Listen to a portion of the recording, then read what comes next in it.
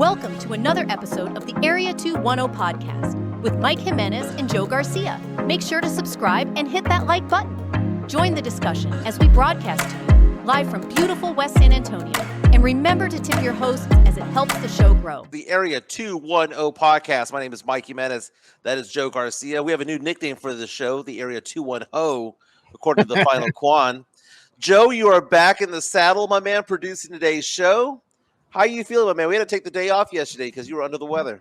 Yeah, feeling a little bit better. I still got the vertigo, but not as bad. I can't drive my car, but I'm feeling better. I had a real bad ear infection. I just thought it was allergies, man. I didn't think anything of it until I woke up yesterday morning, and everything was spinning like when you're drunk, you know? Oh, wow. And everything's like spinning real bad. I was like, okay, this will go away in a second or two. Maybe I got up too fast, but no, man, it just kept on, and I just felt all off. So I'm like, nah, I got to go to the urgent care. Something's up. And then sure enough, the doctor's like, no, man, he goes, you got like an ear infection bad in one ear, and it's spreading to the other ear. I'm like, okay. I said, well, just like give me some antibiotics. I'll be on my way. He's like, yeah, no, you got to rest, dude. You can't work. I'm like, I work from home. And he's like, no, the stuff we're going to give you is going to knock you out. Like, you're not going to be any good at work. I'm like, I was like, you know what? I've been working really hard, really like nonstop. So I'm like, maybe there's a blessing in disguise and I need a rest. You know, it's the body's way of saying you need a rest. I called you this morning or texted you around 6:30 this morning. I was like, dude, are we doing the show or not today? You got to make this, got to figure this out. Going to be driving back to San Antonio immediately after the show. I've got some meetings tomorrow, so I'll be in studio tomorrow. But we have a lot to get into today, Joe. I mean, we do talk sports, pop culture, nostalgia. More than 2,400 subscribers. We got 10 new subscribers this week, which is badass. Yeah. We had our first debate on here with the final Quan earlier this week. That was very well received. We're going to be doing lots of new things with this show as time goes on. Joe and I have big plans for when football season comes around, for when the NBA season comes around, because year number 3 of Wemby is going to be big. De'Aaron Fox, maybe Dylan Harper, or if we're going to get Giannis, we need to be prepared for all of this. So, you know, get ready, right? Get ready. Hey, so NBA draft is 3 weeks from tonight. 3 weeks away from tonight. So probably between now and 3 weeks, we're going to find out whether the Spurs are going to keep Dylan Harper, take him 9-year-old from Dallas, Texas, or if the Spurs are going to, there you go. Or if the Spurs are going to trade for a Giannis or a Kevin Durant. We're all going to know this within about 3 weeks or so, right? Because it has to happen before the draft, more than likely. College World Series. We're down to the Sweet 16, if you will, the Super Regionals. UTSA heading over to LA to take on UCLA in a best of 3. We have the latest and greatest when it comes to that. We're going to hear from the manager, the head coach, if you will, of the UTSA Roadrunners, because like Joe and I have been saying for over a year, UTSA Baseball needs a new facility, and now he's taken to the airwaves to talk about it. I found that to be very interesting. Joe, the tall tale that I've had about middle of the night, Antonio Daniels, Tim Duncan, and other NBA players, mostly from the Spurs, coming up to me at Racquetball and Fitness saying, hey, we're trying to run 5s. Do you want to jump in? How no one believed me about that? Well, now there's some kid, some teenager who was approached by Victor Wembanyama and asked to play a game of horse at a Northside Park this week. Okay, first of all, that guy has evidence. He has proof. He has surveillance video of what went down. He spoke to KSAT. We're going to talk about that as well. What would happen if Wemby did that? Why did Wemby do that? Are you surprised? Are you happy that he did that? We're going to get into the NBA draft again 3 weeks away. All the mock drafts, doesn't matter which one you're talking about, ESPN, SI, Fox Sports, USA Today, they all have somebody different going to the Spurs at number 14. They all agree on who's going number 2, Dylan Harper, but number 14, is that giving you some a weak stomach, wondering what the Spurs are going to do at 14? Because the whole idea of trading for Giannis, the whole idea of trading for Kevin Durant, guess what, Joe? No. I'm not going to believe it until I see it. So as a Spurs fan, I'm thinking to myself, 2 and 14, that's what we got. Because guess what? That's what we got. So we'll have to get into that as well. As Jonathan C. mentions right there, 2 Texas teams playing in the women's softball World Series, the girls softball series. Yeah, Texas against Texas Tech. 2 of the players from the San Antonio area. So we'll dive into that as well. Joe, what do you want to talk about first today? Oh, by the way, I also finished, maybe in the pop culture segment, I finally finished Breaking Bad. Chica and I were up till 3 a.m. last night watching the final episodes. Finally finished Breaking Bad. Nice. We plowed through all 5 seasons in about 3 weeks. No, it's not bad. So not bad. So let's get into this Wemby video here, man. Yeah, so there's this kid who was at a Northside Park earlier this week, right? He's speaking to Myra Arthur there of KSAT 12, and he's just shooting hoops by himself, right? And walks in, it's a gated full court right there. It's a nice looking court on the north side. Yeah. And apparently Victor Wembanyama was in a car with 2 other women. And he pulls up and is like, hey, you want to shoot around? You want to play horse? So Wemby, the Spurs superstar, shows up and asks this kid if he wants to play horse. And he's got evidence of it because there's surveillance video, there's photos that he took, selfies and whatnot. Joe, how excited were you to see that Wemby went out there and did that? Because you've been very critical about Wemby because he was playing soccer in South America with kids. He was doing things with other kids in other cities. For him to go out there, because to me, it's like this. Wemby had to have known that this was going to be headlines, right? He had to have known that because he did the selfie. That in itself proves that this kid's story is legit. But then you have the surveillance video that happened from the up top.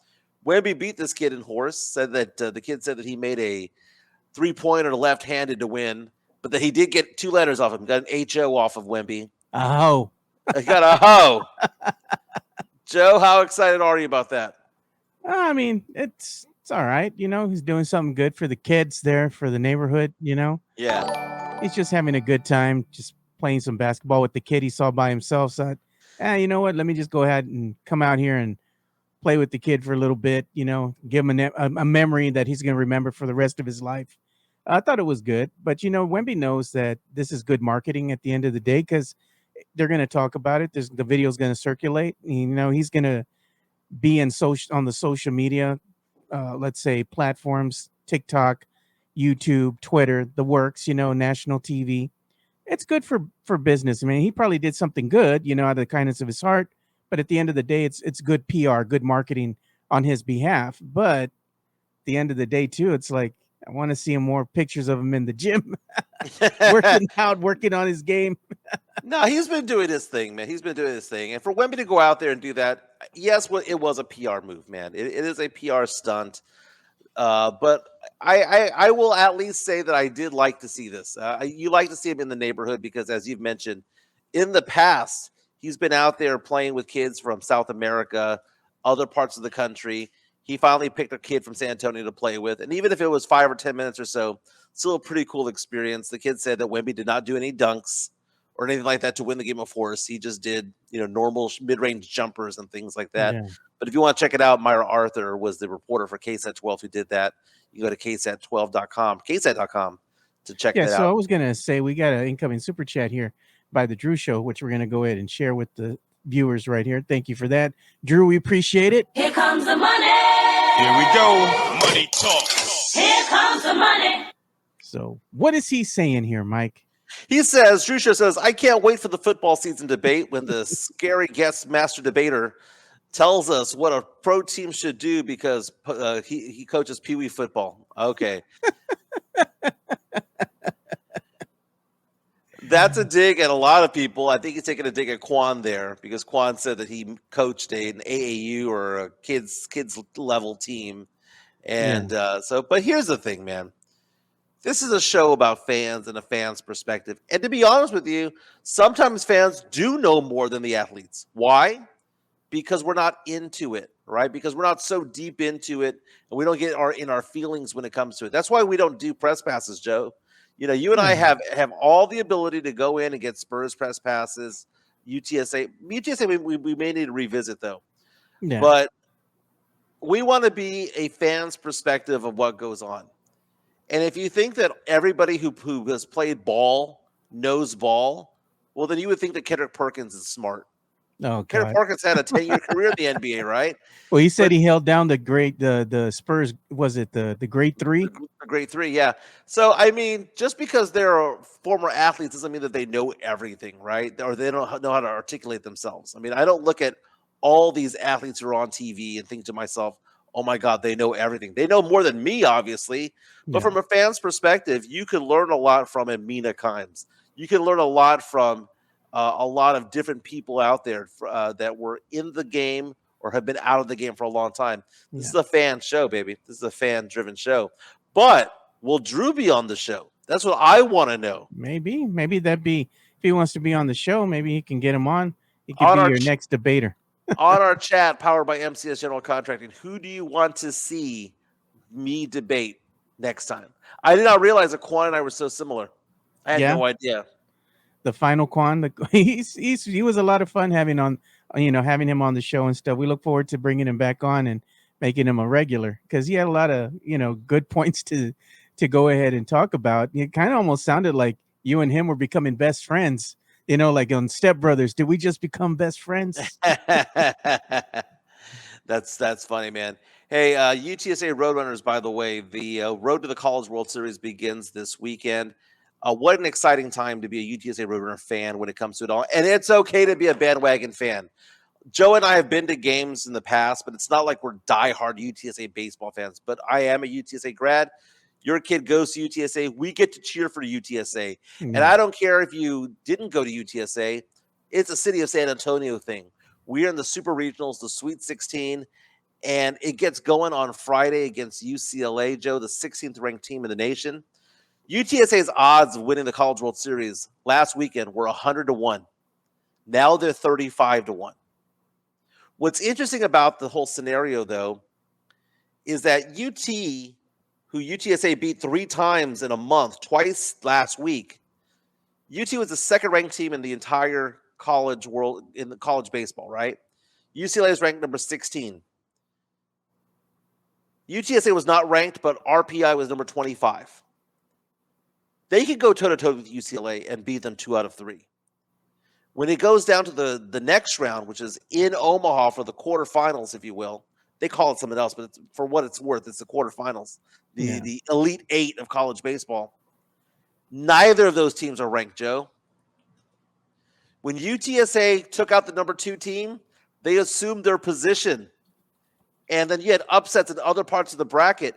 UTSA gets by UCLA, has a very good chance of making it to the Final Four of college baseball, which is very, very exciting. Now their head coach, their manager, was on a podcast a couple of days ago, actually just yesterday, talking about the facilities and what the team needs. You and I have talked about what a joke their facilities are. Yeah. I mean, I think St. Mary's University, which is not even D1, D2, D3, has better facilities. Incarnate Word has better facilities. Northside ISD high schools have better facilities than UTSA, and UTSA is the super regionals of college baseball. Do we have that clip there with the manager there? Where is it? Did you put it on your? Is it on your? Oh, I emailed it. I emailed it to you. Is that the one you emailed me? Okay. Yeah. Let me see if I can go ahead and pull it up. It's a TikTok, man, that I saw that I thought was very telling, because he's talking about the facilities. Duncan's still getting it done, Bob. Why is nobody talking about? I'm trying to pull up the link here. Yeah. Now, one of the this you have UCLA now. there you go. So let me go ahead and pull that up here on the show so we can show it. There we are. In you and the administration, from the athletic department to the president and more, do you get some perks out of this? Do you get a stadium or anything like that? Or is that just way too early to talk? I hope you keep saying that. I've heard nothing. I've heard no talks like that in terms of what we're doing now. There's some talks for a couple of years from now prior to what we're doing now. So about a player development building, but it has nothing to do with what we're doing now. But it starts at the top with the president. That's what we got to get behind us more than anything in what we're doing. We can become self-sustaining, which not every baseball program can. And I'm not going to shy away from saying that after what we're doing now. I've always thought that, and I have shied away from saying it because I don't like to be a bloviator. I want to speak in facts and now they're facts. We can be self-sustaining. We're in San Antonio. It's huge. Put the facility here. The fans will come. Give them a reason to come. The reason is on the field. The product is on the field. Now give them a reason, a ballpark that they like to sit in. So please get that word out there. You have UCF. Pat Hallmark there of UTSA Roadrunners, the manager of the team, on the 365 Sports Podcast, talking about the fact that he says we can be self-sustaining. We are the city of San Antonio, the 7th largest city in the United States when it comes to population. We can support a college baseball team. Joe, do you think that UTSA fans can embrace this baseball team the same way they do the football team? When we go to the Alamo Dome, we're not expecting 35, 45,000 people there, but we do know that 15 to 22 will be there, 15 to 25, depending on the team. Do you think that this manager of UTSA Baseball is correct in saying that, hey, we keep winning, people are going to want to see us?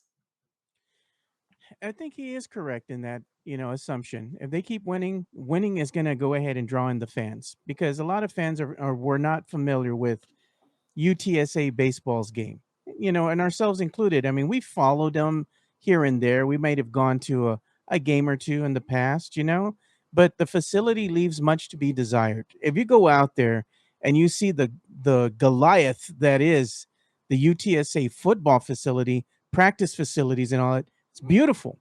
Mm-hmm. But then you look, and in the shadow there, you have the baseball facility, which is nothing more than a little baseball diamond right there that has like a gate with UTSA. I don't even know. Like they go ahead and put that logo and stuff, the logoing, the graphic on the fence itself, but it's not much. I mean, you pass by it, you probably wouldn't even see it. Like you forget that it's even there when you're trying to look for parking. If you're going to some function on UTSA campus with your kids, you blink and it's gone. Dude, that's exactly it. You don't even realize it's there. It's surrounded by trees, right? And you've got all these parking lots and it's all this traffic going on. It is not actually a baseball stadium. Now, Samson has asked us the question, what would have happened if UC Irvine had beaten UCLA, which was possible? Had that happened, it would have been a coin flip to see who was going to host. Imagine the embarrassment that it would have been for UTSA to host a super regional at that facility. Yeah. Okay. We call Harrison Barnes a Toyota Corolla. What exactly is that facility for UTSA baseball? Describe it as a vehicle. That has got to be a 78 Pinto. Like one of those, what is it, 87, 85, 89 Geo Tracker, Dude, way past its prime. They could have gone across the street and played baseball at Northside's facilities and had more seating and a better field, a better fence, better turf, better dirt, everything. You know what? Real talk, Mike? Northwest Little League, no lie, has better field than UTSA.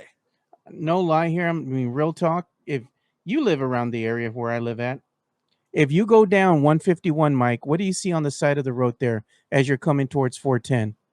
Right between 410 and 90. A huge facility that they have out there for playing baseball, Little League baseball. And it's a nice facility. There's one that's right around the corner from where I live here, right off of Petrenko. It's right by the, what is it called? The Pirates Cove car wash, Sonic and all that. Yeah.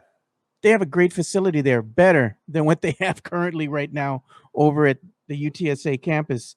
Instead of pumping all the money, and I get the football program is what's really bringing in the cash, right? That's their cash cow. That's what bringing in the ratings and whatnot. But you have other venues there, kind of like the baseball field. And not only that, but the basketball, arena that they have there, it needs some love, man. You can't just pump everything into that football program entirely. You got to kind of share the wealth, and I don't think they've done that. Well, what exactly do they pump into the football team? Because the stadium that they play at is at the Alamo Dome. They didn't build that. The one thing that they rent it off of the city of San Antonio. Look at their practice field, for example. They pumped in money to that. The practice facility, they pump in money to that. The promotional aspect of things, They promote heavily UTSA football. You know, that's really what they're pushing everybody to go out and see. You don't hear them talking about the basketball team. You don't hear them, talking about let's go see the baseball team, UTSA baseball right now, since they're, going into, hopefully they can get into the College World Series here, that the chatter will be go see the team or root for the team. But you don't really see that unless they're winning at this caliber. They're not really talking about them, and that's kind of a shame. Can you imagine if they had hosted the Super Regionals and 3 or 4 or 5,000 people showed up, which would have happened, right? Yeah. And they would show up and go, "What do you mean there's no seating? What do you mean we have to stand Bring your lawn chair. What do you mean we have to bring our own lawn chair, bring our own ice chest? This isn't a Little League team. This is the American Athletic Conference." By the way, I misspoke. The first game is going to be Saturday at 6 p.m. Yeah, that it's going to be on ESPNU. Game 2 is 2 p.m. on Sunday. So again, Saturday 6 p.m., Sunday at 2 p.m. And if game 3 is needed, it's going to be Monday, but that time has not been determined. Look at what yet. UTSA did, Mike. They went ahead and they finally said UTSA Athletics partners with Buffalo Wild Wings for an NCAA super regional watch party. So they're going to have this watch party so you can watch UTSA baseball take on UCLA there. And it's showing that, they're going to have it on Saturday, June the 7th, 6 p.m. It's going to be on ESPNU. Sunday, June 8th, 2 p.m. Central Time. It says to be determined. Same thing with the game on Monday, June 9th, to be determined. But definitely they're going to have a watch party out there for Saturday at 6 p.m. And it shows you the location, 5860 Days of Olive Road, So they're trying to give them a solid. Hey, we're doing you all a solid. We're kind of promoting you guys. We're getting behind you now that you're winning. Why can't you have that same energy when they're just playing in the context of the regular season? Well, people ask the question, well, why don't they play elsewhere, like at Wolf Stadium, or why don't they play over at other places? They can't play Wolf Stadium because San Antonio Missions are there. San Antonio Missions play, and the mission schedule is predetermined, whereas whether they make the regionals and all that, that's like 24 hours notice of you got to host a game, right? Or 72 hours notice of hosting a game. Plus, the problem with UTSA playing at the Alamo Dome is the fact that it's far from the stadium. I just plugged it into my phone right now. It is 19 miles to go from UTSA to the Wolf. Yeah. Look at what Rafa's saying.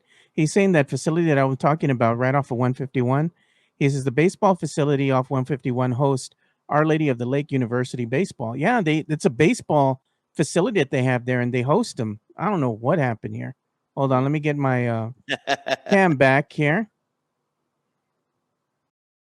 There we go. Now I'm back. Yeah. But, I mean, that's a good facility that they have out there. I don't mind it. I mean, they have at least bleacher seating and, stadium seating there where you can sit down and watch a baseball game. Now, let's be honest. It's not a full-on baseball stadium like the Wolf, but it does the job, you know? By the way, they asked a question, couldn't they have played at the Wolf? Well, the Missions are playing at the Wolf this weekend, so they could have played there. Now Monday was available because they go on they take off on Monday, but Saturday and Sunday at the Wolf. Let's draw comparisons. Let's draw comparisons here, Mike. UTSA's baseball facility leaves much to be desired, but then you go and you look at St. Mary's University, and they still have VJ Keefe Stadium over there. Where the Missions used to play. Former home of the Missions. Yeah, way back when. And that's better than what the UTSA currently has. It's one of those things where the UTSA athletics department was not ready to jump conferences in all sports. They weren't, man, because I know football carries the big weight, and they went from Conference USA. They went from being nothing to suddenly popping up into Conference USA to jumping their way over. They were in the Sun Belt first. Then they jumped to Conference USA. Then they made their way to the American Athletic Conference. And that conference has standards by which you've got to do certain things. Because that's just one step below the Big 12. That's just one step below the Big 10 and the SEC. But it is kind of depressing to see the football team play at the Alamo Dome. It's extremely depressing to see a basketball game over there. I don't know if you've seen that, Joe. Again, Northside ISD's gym, which I go to because, I'm part of a referee association. Yeah. Dude, Paul Taylor Fieldhouse is nicer than what the UTSA's Convocation Center. My high school, my alum right there, West Campus, off of Ray Ellison Road. their basketball facility, should I say, is better than that. It looks nice. I mean, you go in and you watch a UTSA game, it's like you're going back in time, Mike. Yeah. Let's go to the time machine. Yeah. It's like you're going back into the 60s, 70s. The place was probably built around that time. The facility's dated, man. There's no upgrades to speak of in there. It's just bare bones. Yeah, Jonathan C. says Missions could take over. Actually, the runners could take over the Wolf Stadium when the Missions leave. But why? It's a nice. That is a nice place to watch a college baseball game. It is. But why? It's 19 miles away from the students. That's the weird thing about it is, Joe, is that maybe it would be a good thing because it's out in the open, right? The good thing is that you can drive by Highway 90 where 151 and 90 come together and you can take a look and say, oh, there's a baseball game going on. Maybe you want to go check that out. But the whole point of the college athletics program is to play where the students are, and the students are on campus. San Antonio being a commuter city when it comes to UTSA being a commuter school, that has always been the thing in the past. When I went to UTSA and I graduated in 2001, it was a commuter school. Did I ever live there? No. Did I know people who lived at University Oaks? Yes.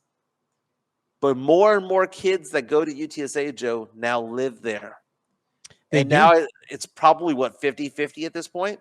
What I see happening now, and they've built a lot of dorm facilities there. They got a nice dorm facility, and my daughter was at right as you're pulling into the UTSA campus. And they have the other facilities, the other dorms that are just down the road from there. And a lot of the kids that are going to UTSA now, they're coming in from various parts of Texas, even from various parts of the United States. But they currently live there, the kids. They go to school, they live there, they're walking around, they're doing everything on campus.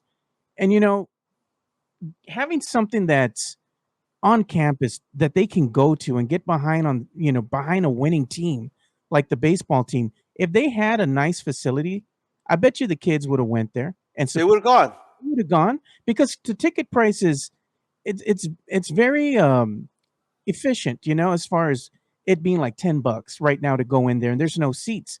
But all they got to do is just really clean up the facility a little bit, kind of, update it, put some bleacher seating or something there for people to sit down and enjoy it. The kids will go and enjoy it, dude. They'd like it.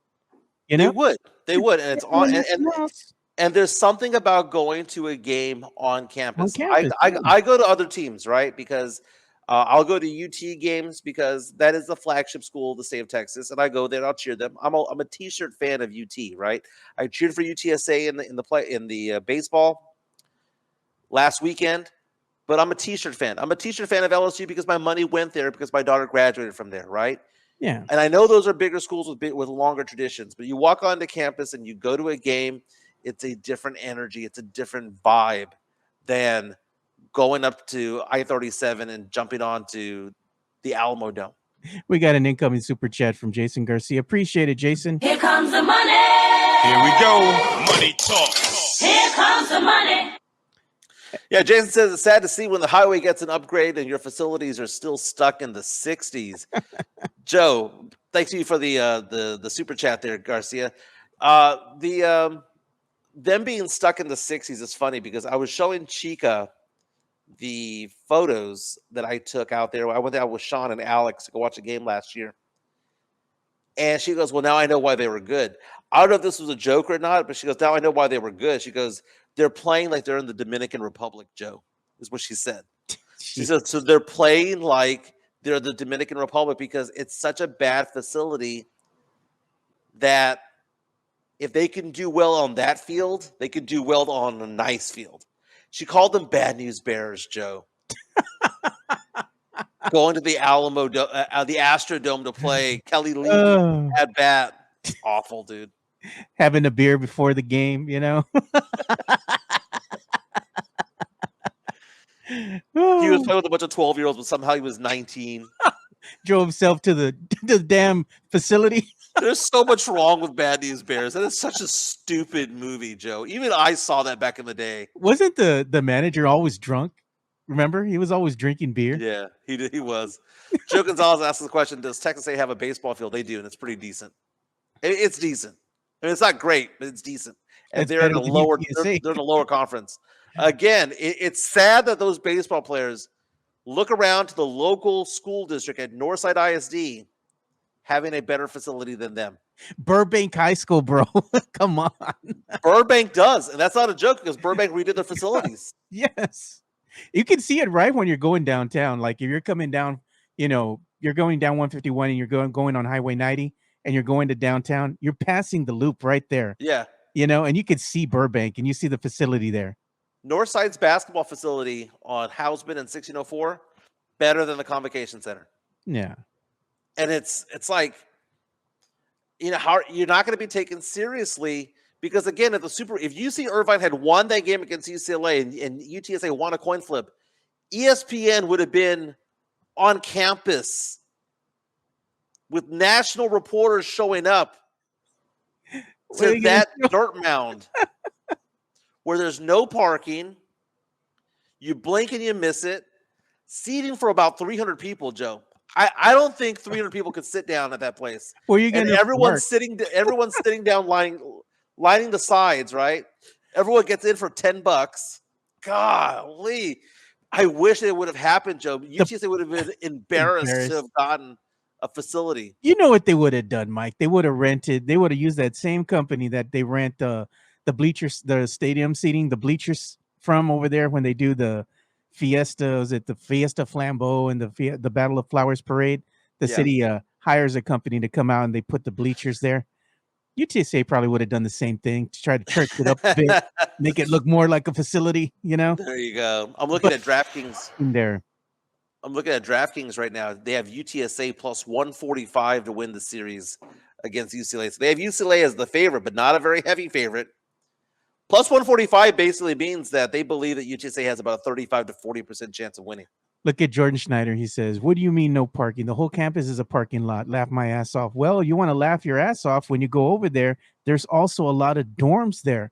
A lot of the parking that's near that facility is already taken by the kids that live there on campus. Now, if you go around the corner, there's like an L shape, right? When you come around the corner from where the baseball field is at, and you kind of go there, there's parking behind there, but it's not as big as you actually think it is. I mean, if you go ahead and have national media, you have people in the media coming out here, by the time you actually think about it, half of that's already gone to them. The other half is going to be to whoever wants to show up and watch the game.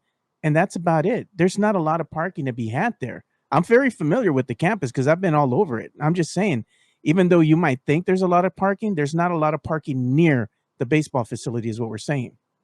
Yeah. Blink and you miss it is the best way of looking at it because when I went to the game last year, they played Texas State. I couldn't find it. And they're like, it's right there. I'm like, where? It's right there. They're pointing the field to me. And I couldn't see it. It's right there, hidden behind the trees. It's right there. Yeah. And then you get on there, and it's like wild, man, wild. Somebody could sell oranges and Capri Suns from the ice chest. That's funny, dude. That's funny. Hey, our good friend Sean Quintero is reaching out to us, man. He needs some love. He's saying that the bar having specials there at P.F. Chang over at La Cantera. He goes, go by and visit. They have half-price bottles today of champagne and wine. Champagne? Oh, what about that? Get some Prosecco. P.F. Chang's is pretty nice, man. I like P.F. Chang's. Yeah, if you haven't been, they have a nice little facility when you go out there. It's like a little out on the patio kind of vibe, where you go in there and you can get something, to eat. They got good food out there, but they also trying to have like this little outdoor area. It's pretty cool, man. You go out there, they got some TVs and stuff. You can sit out there when, under the shade and during happy hour, get some drinks in you. It's fun. Yeah, it's not half off, but try the Japanese old fashioned. Different. Pretty damn good, man. Pretty damn good.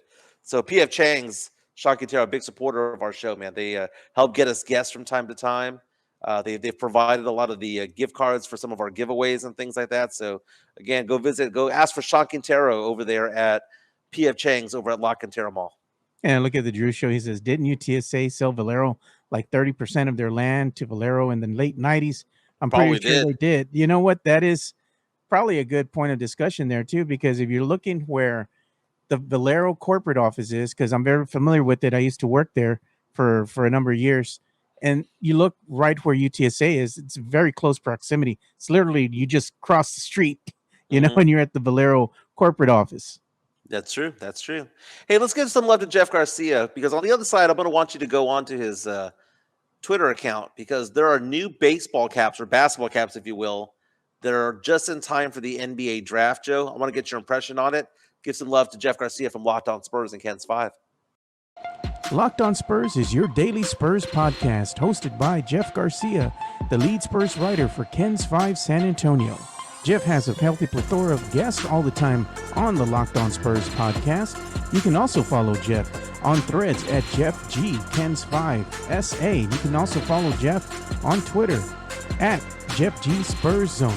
So make sure you go ahead and give Jeff a follow, not only on Threads and Twitter, but also on YouTube at youtube.com/@LockedOnSpurs. This is where you're going to be able to find the replay of the Locked On Spurs podcast. Make sure to like, subscribe, and share. Joe, I like the basketball cap that Jeff Garcia showed, man. Again, you can follow him at Jeff G Spurs on Twitter and on Threads and on Kens5.com. And if you take a look at his thread, yeah, there it is right there. There it is right there. So when Dylan Harper is taken number 2 by the Spurs in the draft 3 weeks from tonight, that's the look of the cap, Joe. And I'm going to be honest with you, I like it a lot. It's all right. It's all right. It's simple. I don't know. I like it. The first time I saw it, I thought to myself, I love the script. I like how simple it is. I like the fact that it's white and black. I like this one a lot, Joe. And just because it's a nice, simple design. It's a simple design. You know, it doesn't have the Fiesta colors. I can't stand the Fiesta colors, Joe. I mean, we have the best color scheme in all of sports, along with the Raiders. We have the black and silver and white. Best color scheme. Why are we doing Fiesta colors? It's stupid. And don't get me started on the Bill Miller colors as well, the City Edition or whatever that crap was. But that is a good-looking hat, Joe.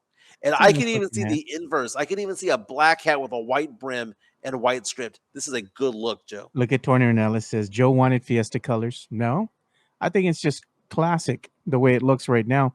Now, there's a time and a place for Fiesta colors, you know, but not right now. You usually want to see that associated with Fiesta, and that means that the team made it to the playoffs. Sure, break out the Fiesta colors for that. But if they're not making it to the playoffs, nah, traditional silver and black. Joe,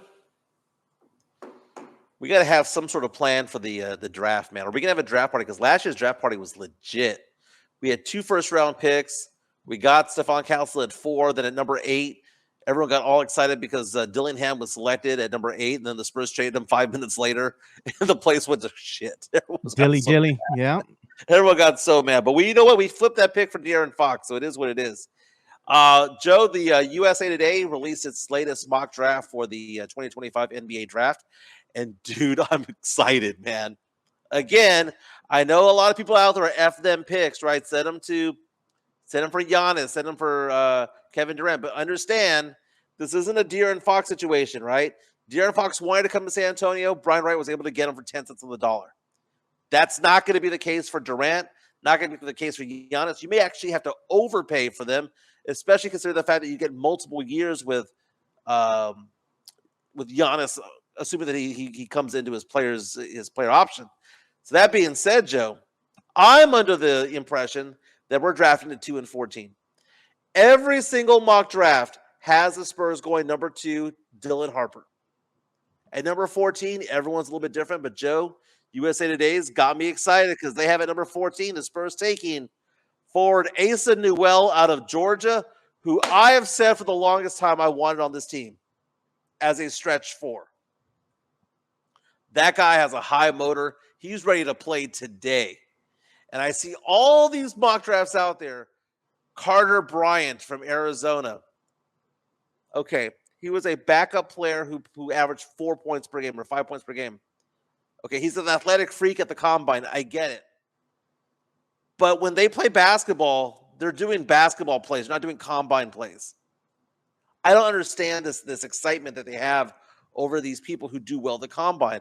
Josh Primo did well in the combine. And, dude, I hear all these Spurs fans joke, say, well, you know what? He was up and coming, man. We saw some really good games. What the F are you talking about? I never saw one Josh Primo game where he did anything exciting that showed that he was going to be a starter in this league. Everyone has this effing fantasy that Josh Primo was going to be like the steal of a pick that the Spurs got back in 2021. What are you talking about? He did nothing on this team. He averaged 5 points per game on this team. So exactly which game did he ball out that gave you all this optimism? I think he had one or two games where he did good, and then Spurs fan got excited. Then he showed a little bit of flash as far as maybe he's going to be more consistent, and then all of a sudden the debacle happened where they were on the road, and that was all she wrote, you know? He had 37 points in a game for the Austin Spurs, right? But I'm looking at it as an NBA career guy, right? He played 50 games for the Spurs, averaged 19 minutes per game. So basically almost half a game. He averaged 5.8 points, 1.6 assists. He shot 37% from the field. He shot 30% from three. What was his EFG, Mike, your favorite stat? Oh, it's got to be in the low 40s, Joe. What do you say, Basuda? Dude. It was awful. He was a bad player, Joe. I know he was young and all that, but there's a reason why he's gone from the NBA, and it's not simply because of the fact that he dropped the towel. He got picked up by the Clippers, played 6 games for them, a couple of games for them. It's not because of just that, Joe. I mean, no pun intended, but they were saying he balled out for Austin. Yeah, exactly. Like, bro. And we got another incoming super chat from the Drew Show. Here comes the money. Here we go. Money talk. Here comes the money. Thanks, Drew. We appreciate you, man. Go ahead, Mike. Yeah, so it says, well, the glazing Mike has done on Harper, he better be Rookie of the Year, a Hall of Famer, draft buzz, chalk talk. It's a crapshoot at best. Well, I'd rather have that crapshoot with the number 2 pick, Joe. If it's a consensus number 2 guy, I get it. Last year was different, Joe. I firmly believe that if the Spurs were picking number 1 in the draft, they would have taken Stephon Castle. And I firmly believe that Washington was picking number 1, they would have taken Alex Sarr. And we saw that Atlanta took Zachary Richarche.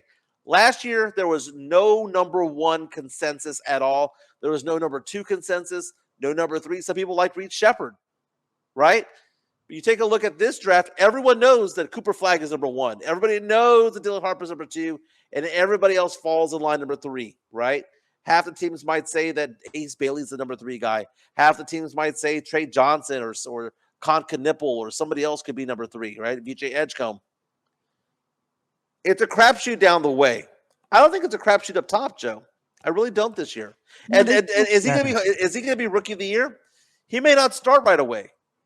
True. Right? He might not start, but Cooper Flagg will. Cooper Flagg is going to be a day 1 starter.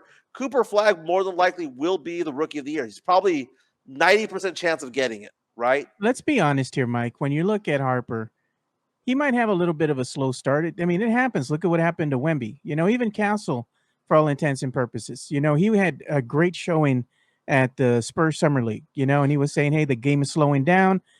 But he was a different breed, man. He came in there and he looked a little bit more ready to go than the rest, you know, but he came out and he took a little bit of time for him to kind of get acclimated. And when he did, he hit his stride and he did very well for a rookie, right. At that here playing with the San Antonio Spurs.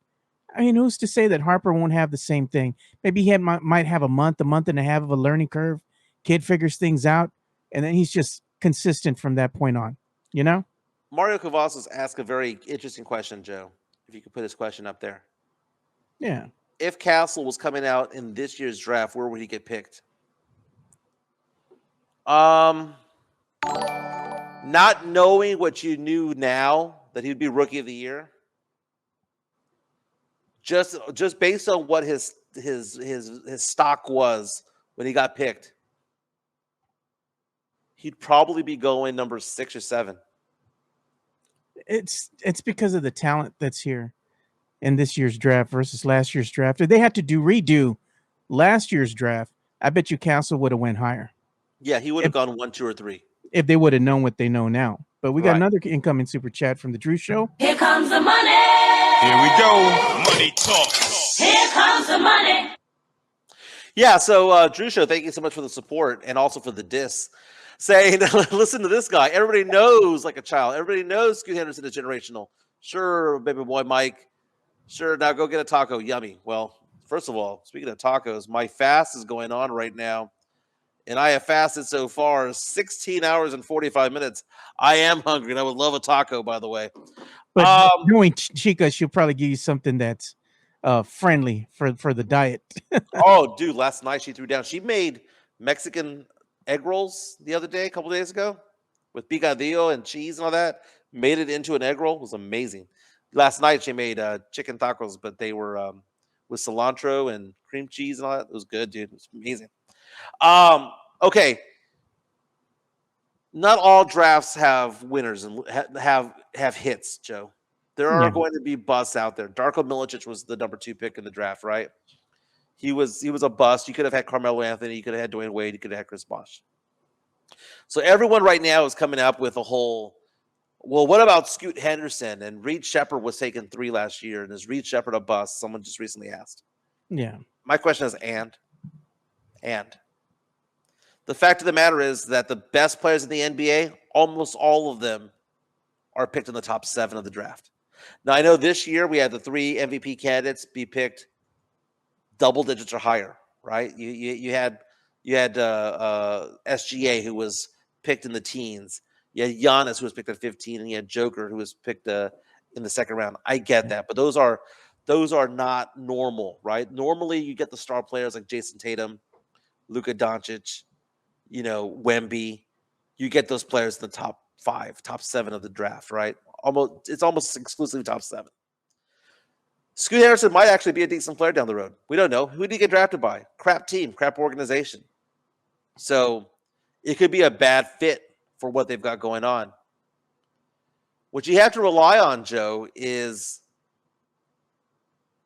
the scouting of these people. The thing about Scoot Henderson was he had potential to be good.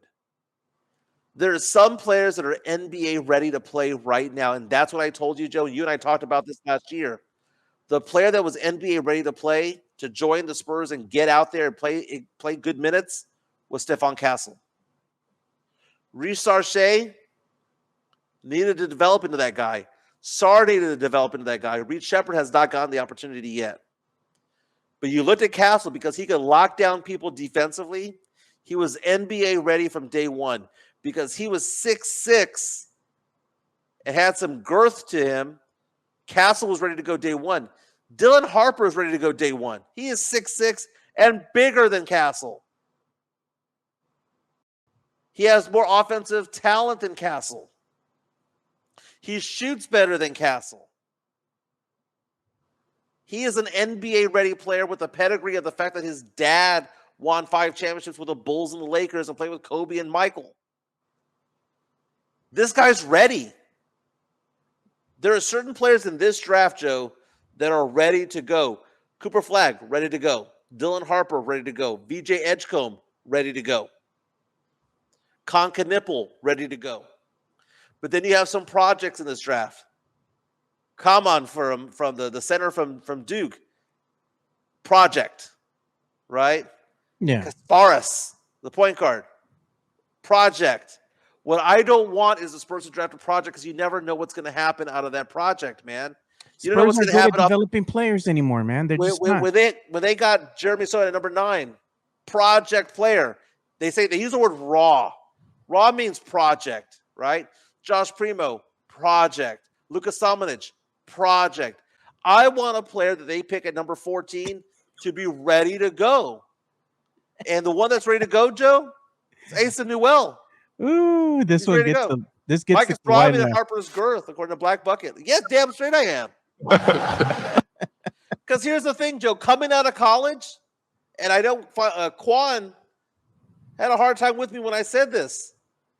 Dylan Harper is a better college player than Stephon Castle. Castle just played on a better team. Castle's team won the national championship, but Castle was a backup player, right? But he was NBA ready, basically a six-man playing out of position. Harper's a better shooter. Castle's a better defender. Harper's not a bad defender, though. Harper's decent at defending. It's just Castle's relatively elite. So, Joe, there's NBA-ready players this year. So if you ask the question, where would Castle have gone in this year's draft? Probably 6 or 7. Probably 6 or 7.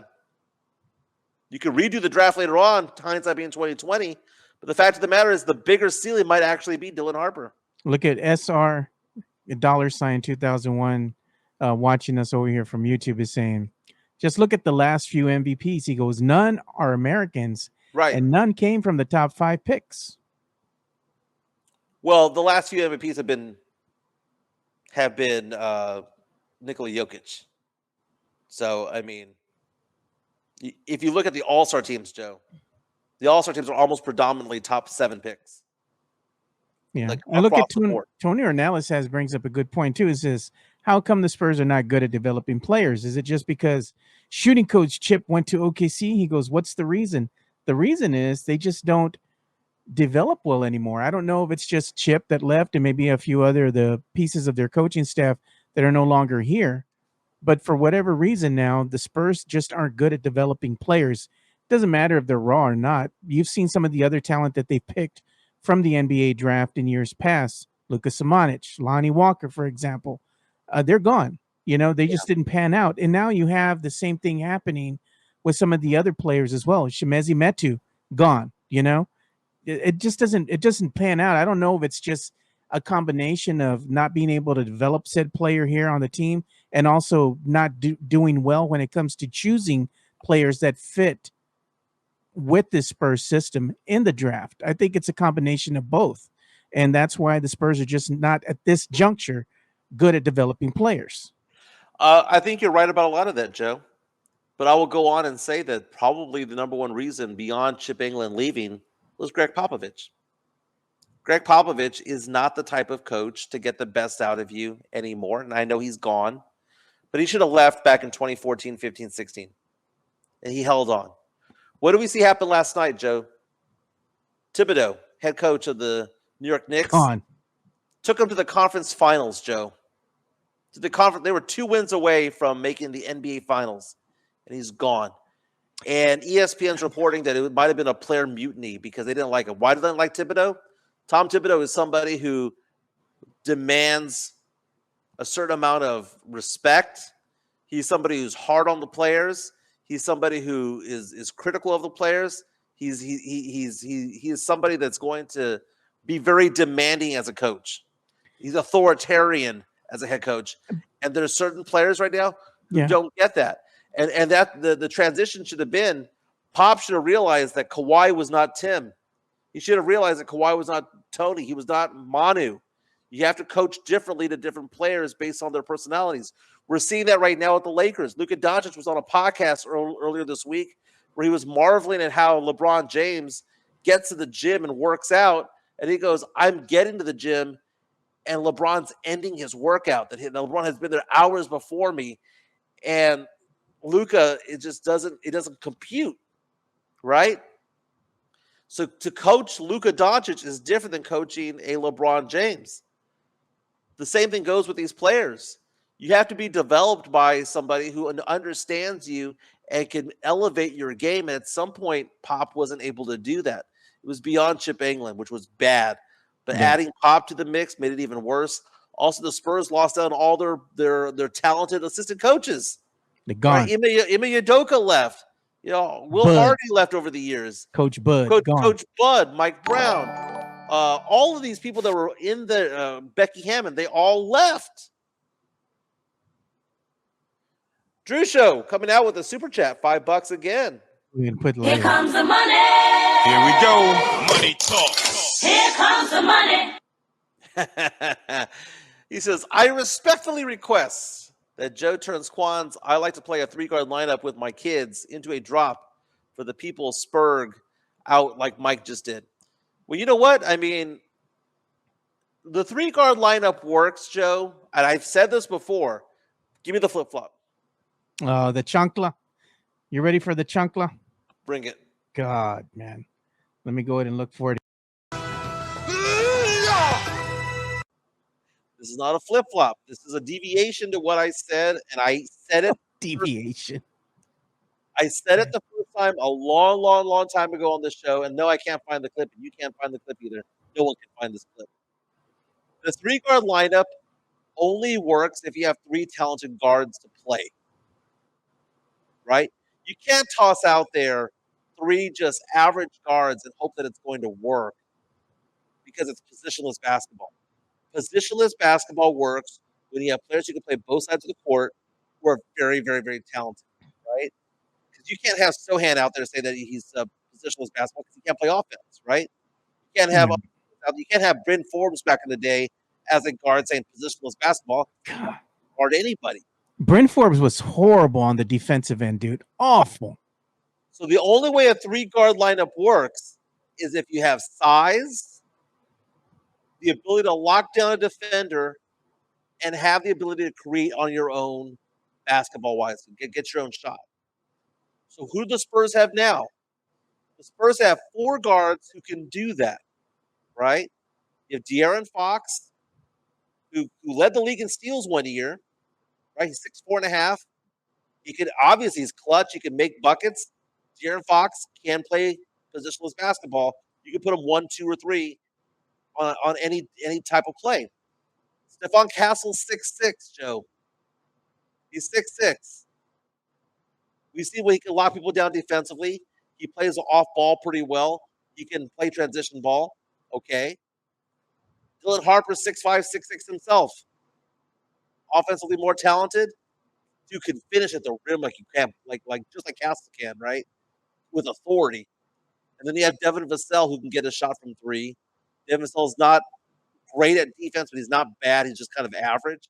But either way, those 4 players are talented enough that you can play those 3 interchangeably and get what you need out of them. So I would never be a fan of positionless basketball before, Joe.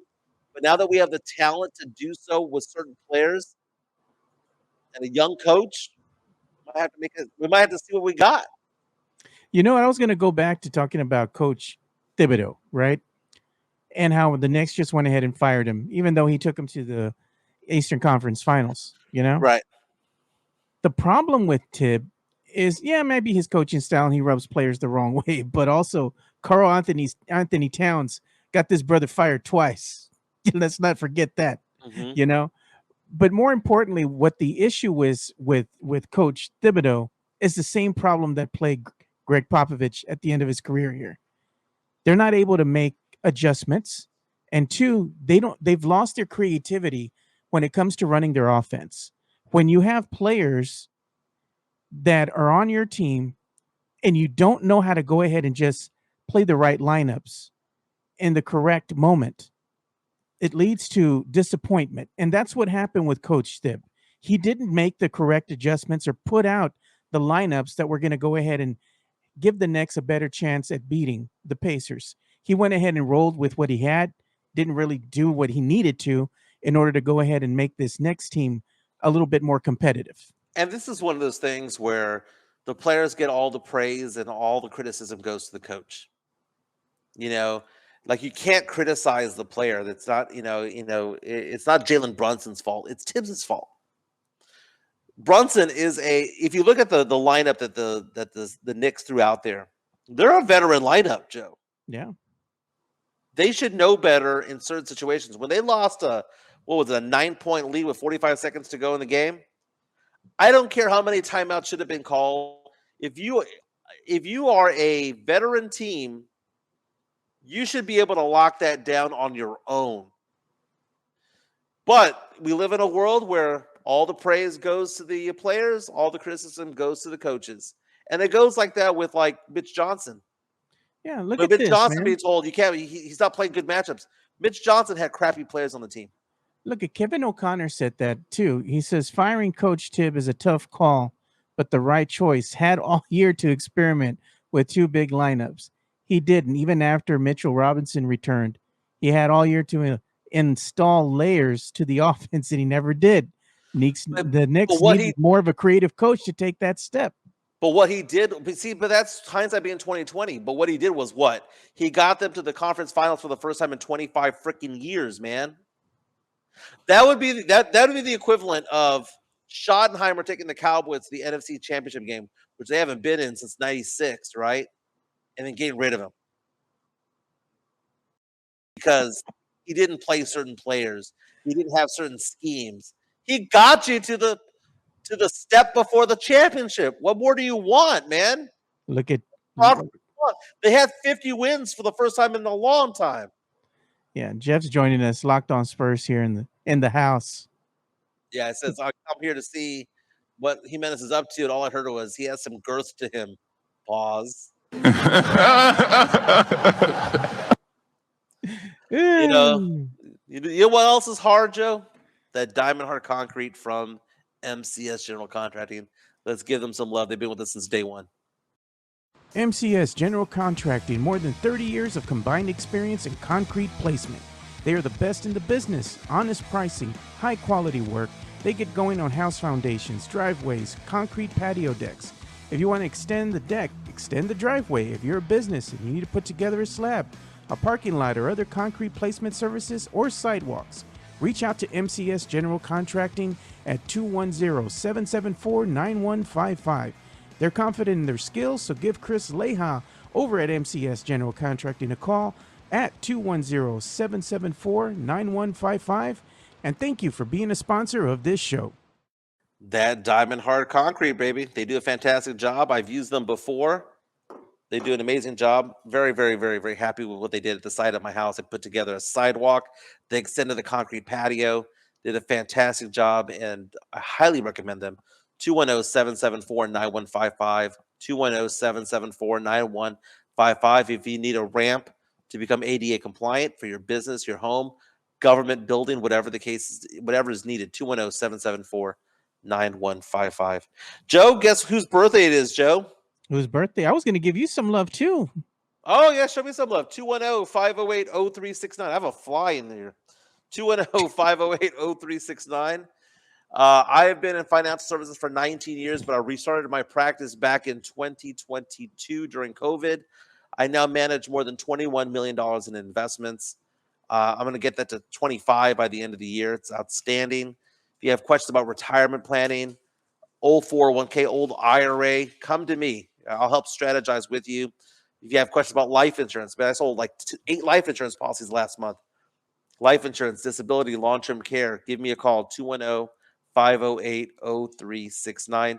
If you have a small business, want to offer benefits to your company, whether it be like a retirement plan, health insurance, whatever, give me a call. Auto homeowners insurance, 210-508-0369. Joe? Yeah.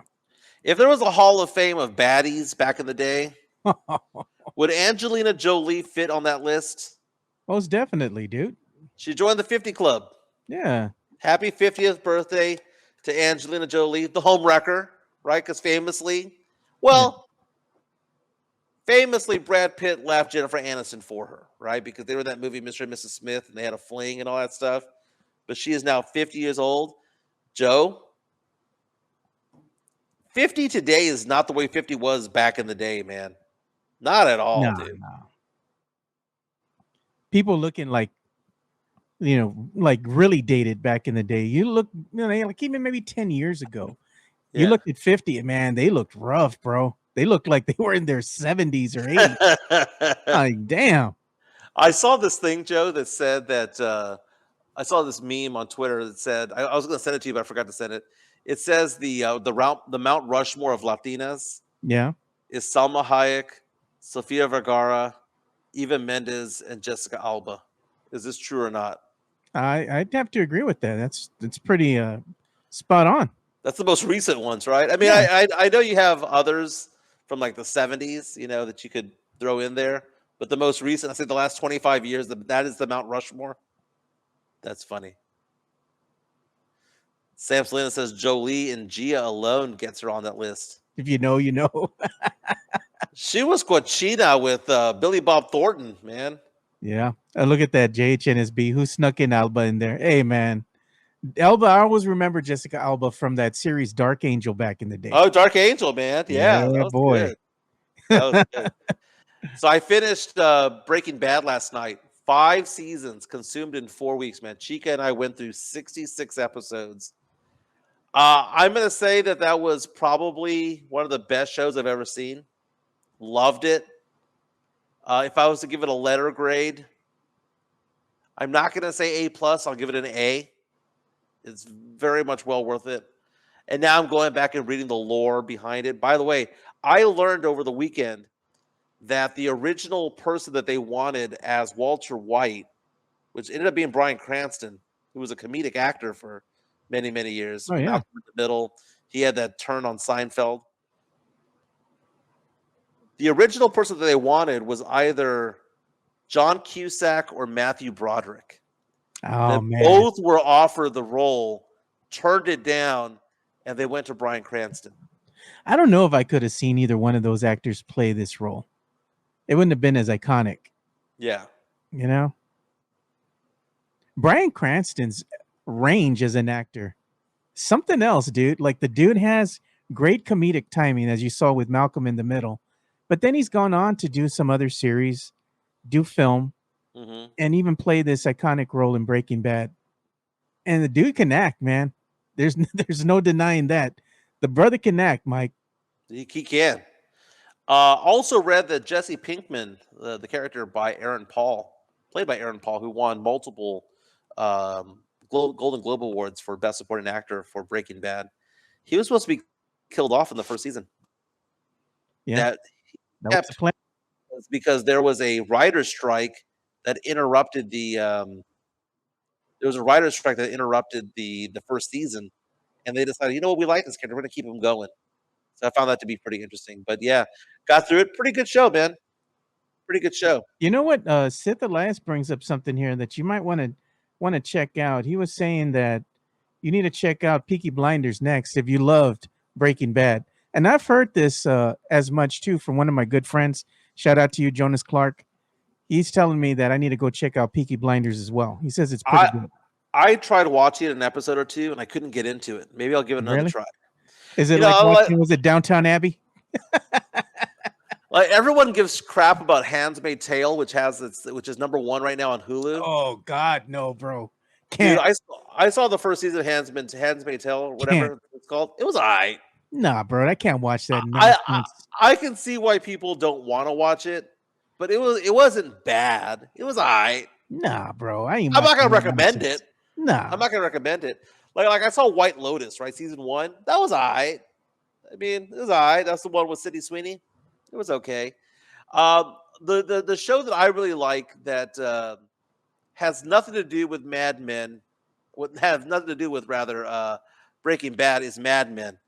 Yeah. So if you've never seen Mad Men, that's a great show. It's not as exciting as Breaking Bad, but as far as the artistic value of it being a guy's show, it's that, because Chico was like, well, "What's your favorite show of all time?" And before this, I had said Mad Men. Yeah. That's my favorite, like drama, if you will. But I can't watch that with her because there's nothing about it that a woman would like. I mean, there are female characters on there. Christina Hendricks' character is smoking hot. But no, it's not a show to watch. So we're looking for a second show. I'll give Peaky Blinders another chance, man. That's on Netflix, I think. I really like this show, man. I'm going to tell you, man. This is probably one of my favorites. Halt and Catch Fire. It came out on AMC or something like that years ago. It was really good, man. I really enjoyed this one. Got to say, it's probably one of my top. That one and the Battlestar Galactica that came out on the Sci-Fi Network, the reboot of that series, was really damn good. Okay. Do you know what show I really liked that no one has seen? Which one? Oh my God! It's with J.K. Simmons. It's called Counterpart. It's with J.K. Simmons, the bald guy from Oh yeah. Whiplash, from the farmers commercials and all that stuff. That one is an interesting story. If you like sci-fi, Joe, that's the first sci-fi show that I've ever liked. It's basically about. It's called Counterpart. It's basically it's like 2 seasons. It's basically about a guy who finds out that there are 2 worlds that are like on different dimensions. So that there's 2 Joe Garcias, there's 2 Michael Jimenez's. And what is it called? There's 2 Jason Garcias. It's called Counterpart. Okay. And it's on Amazon Prime. It's free on Amazon Prime. Yeah. And basically, it's these 2 worlds that only like top people in the government realize exist. And basically, what ended up happening, this is nothing, I'm not giving away the whole plot line or anything. This is the first 20 minutes of the first episode. There was a U.S. NATO-led thing that happened. It was like an experiment that happened back in the 80s during the Cold War. Yeah. And what it did was it duplicated the timelines of the world. And so everyone has the same beginnings from the beginning of time in 1984. But there's another Joe Garcia in another world. There's another Michael Jimenez in another world that have the exact same upbringing that we have up to the year 1984. And their world's different than our world because in one world, Stephen Jobs did his thing, and in another world, he didn't. You know, it's like everything is different about the worlds. It's a cool movie. It's a show. It's a drama. It's an action. It's a thriller. There's a lot going on within the worlds, and it's J.K. Simmons. That has a lot to do with what's called fringe science. You know, science that doesn't fit into the normality of what the laws of physics come to tell you, right? Right. So there's some things that they're doing over there that kind of mimic what they're trying to prove as far as what you saw in that series there. The Hadron Particle Collider that's over there in Switzerland.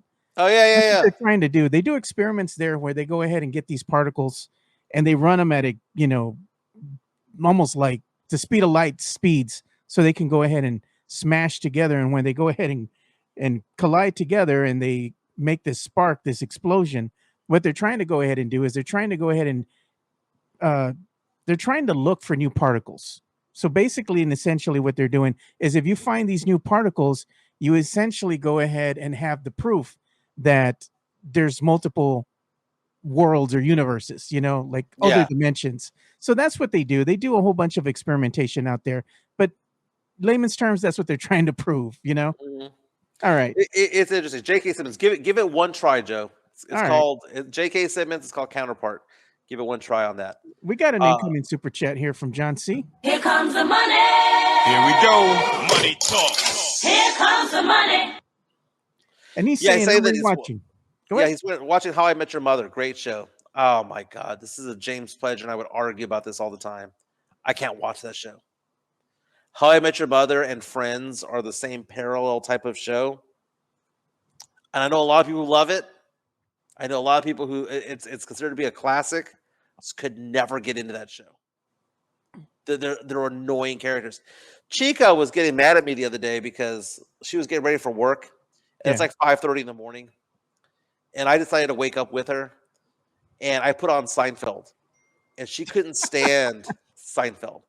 She was like the cadence of them talking, the way that they talk, like what's the deal about, and she hates the way that they speak. I get it, but Seinfeld's an all-time classic. And she goes, "You probably loved Friends, right?" And I was like, "No, I hate Friends. In fact, I would say that Friends is the worst show I've ever seen in my life." I would say that if you're out in the dating world and the girl says that Friends is their favorite show, that's a red flag. Yeah. That's a red flag. Sith, this is currently streaming Demon Hunter. That's a good one, too. Good for you, brother. Hopefully you enjoy it. Very cool. Very cool. Everyone's telling me not to watch Better Call Saul. No, watch it. It's like an enhancement almost to Breaking Bad. Yeah, so I like the Saul character on there, so I might give that one a try as well. But we'll look into that. But Joe, we got to figure out what we're gonna do for the NBA draft. I know you work on that night, but I got to see if I'm gonna be able to finagle something for a draft party. We'll have to at least give it 2 weeks notice to everybody and let people know. If people want to take part in that, want us to have a draft party, let me know. Let us know in the chat line there. We'll make it so. Joe, I know we normally go an hour and a half, but I do need to bounce hard out because I have meetings in San Antonio, and I got a 3.5 hour drive ahead of me. So I have a 4 o'clock meeting I need to get over to. So, Joe, glad that you feel better. Guess who else has an ear infection? Chica. Oh God. So I'm hearing it. I'm hearing it from you. I'm hearing it from her. I know it's painful. I hope you guys feel better. And those antibiotics do work, or whatever that's going to be done. Friday, we're going to have a guest host on Friday. My parents want to spend some time with me this weekend, so we're going to go out someplace and go do something. So we'll be out on Friday. I'll reach out to LG and see if he's available. Yeah. So at least I gave a few days notice, right? Joe, thank you for today. Thank you for all the super chats, by the way. We will be back tomorrow. I'll be in studio. Oh, look at Elias says, tag me in, Joe. If Elias wants to join us, he can join us. I'll reach out to him. Jesse, make it a 3-week notice to give you a week to cancel and reschedule in 2 weeks. Oh, nice. Thank you. Everyone have a fantastic day. We'll be back tomorrow. I'll be in studio. See ya.